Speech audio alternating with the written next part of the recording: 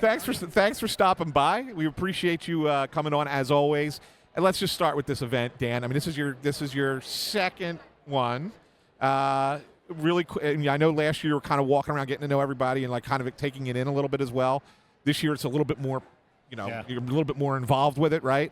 What's your impressions thus far? Well, actually, it's my third. Oh, that's right. Yeah, but the first one I was in a daze, and I actually was wondering what the heck am I doing That's here? right. But the second one, I avoided you guys like the plague that first one. But the second one I began to get a feel. This year, it just is a special moment, not only in terms of the fans and occasionally stopping to have a conversation with one of them, but also as it relates to the players and having 2 years to get to know them, to understand that not only are they dedicated to their craft, but they're dedicated to the community. And it's just a fun thing for Joan and for me. We were just talking, guys. I say it with such pride because it used to be on NBC, right? Jonesy, they used to put it on. We have almost 3,200 viewers watching the carnival.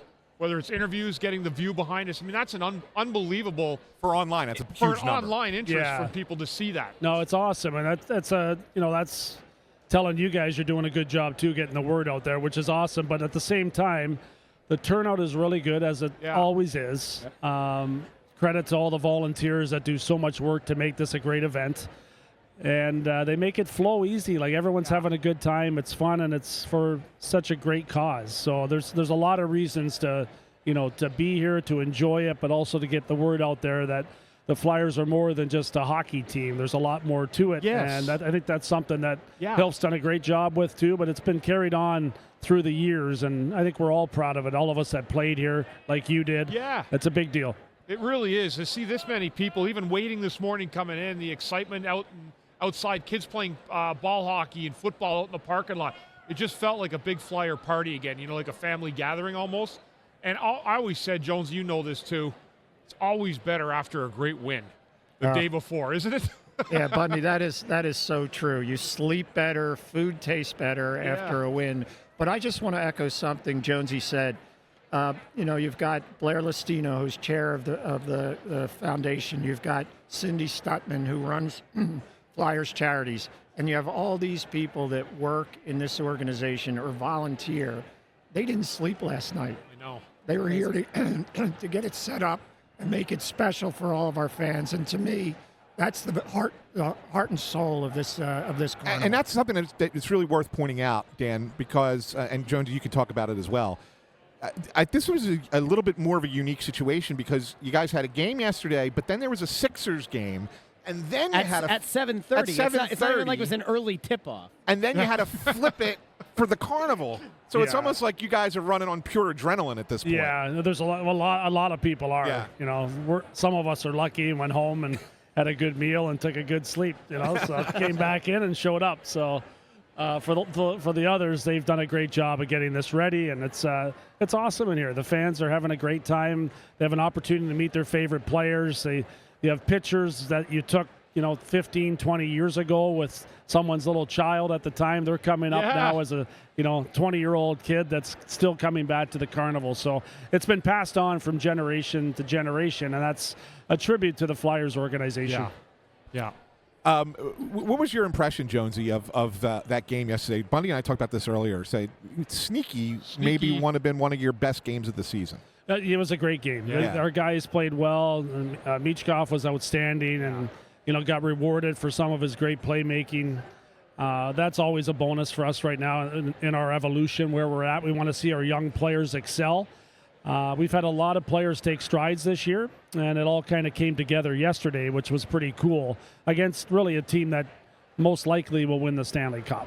So we played well against them. Listen to that. Was that a prediction? I might be trying to jinx them because we have their first-round pick. But you know me, that would never happen with me. That's so good. That's too good, man. It was fun, though. Hey, before we ask another question, Russ, Yeah. I just need to know, when are you back on the dunk tank?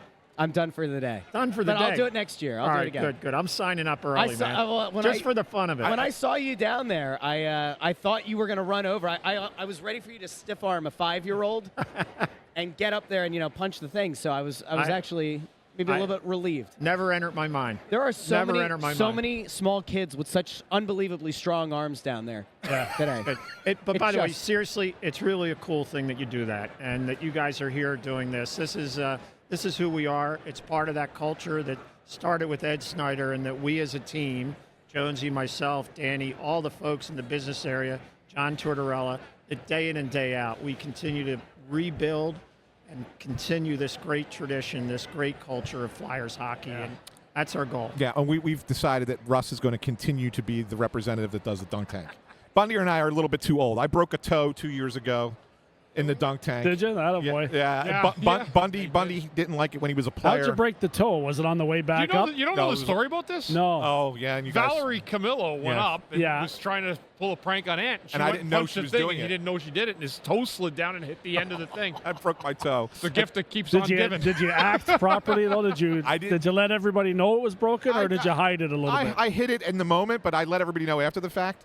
And you guys got me like this really nice cake. That means you're writing about hockey then. Oh, so good. So good. Guys, I know you guys are getting it's a busy time of year. The trade deadline is coming. How big a time of year is this for you, Jonesy? It's busy. There's no doubt. But the other side of it is we have a lot of draft picks next year. Yeah. So Danny's doing a lot of traveling, making sure he's watching every one of these young prospects that may or may not fall in our range. Right. So trying to get a great feel for it.